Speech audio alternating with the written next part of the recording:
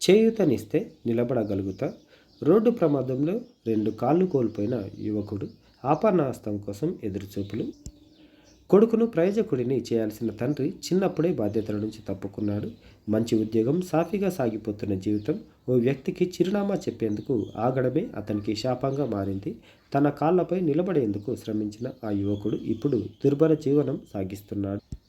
ఆచూకీ చెప్పేందుకు ఆగి కుత్బుల్లాపూర్ నియోజకవర్గం చింతల్ భగత్ సింగ్ నగర్కు చెందిన చల్లా మహేందర్ 29 ఇయర్స్. తొలుత చిన్న పనులు చేస్తూ కుటుంబాన్ని పోషించేవాడు. ఏడాది క్రితం బొల్లారంలోని ఓ సంస్థలో టెక్నీషియన్గా చేరాడు. కుటుంబాన్ని బాగా చూసుకుంటూ దూర విద్యా విధానం ద్వారా ఐటీఐ పూర్తి చేశాడు. డిస్టెన్స్లో ప్రభుత్వ ఉద్యోగం సాధించాలని కలలుగన్నాడు. ఇంతలోనే జీవితం తలకిందులైంది.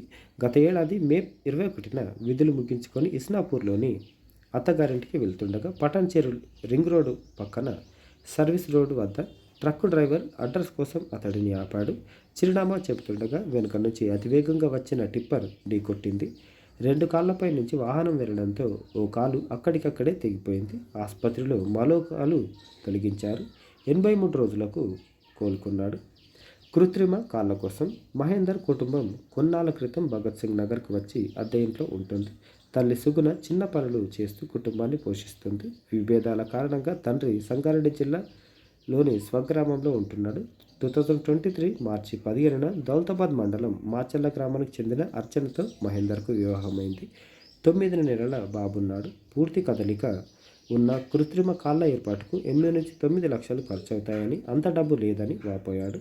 కృత్రిమ కాళ్ల అమరిక పూర్తయితే గతంలో పనిచేసిన సంస్థ ఉద్యోగం ఇస్తానని హామీ ఇచ్చిందని చెప్పాడు.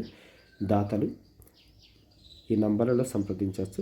9063438855కి ఫోన్ చేయగలరు. మీకు తోచిన సహాయం కూడా ఈ నంబర్లో సంప్రదించి సహాయం చేయగలరని మనవి. మనము ఒకరికి సహాయం చేస్తే మానవత్వంతో స్పందిస్తే మనకు అది ఏదో ఒక విధంగా రిటర్న్ వస్తుంది. విషయాన్ని గమనించగలరని మనవి.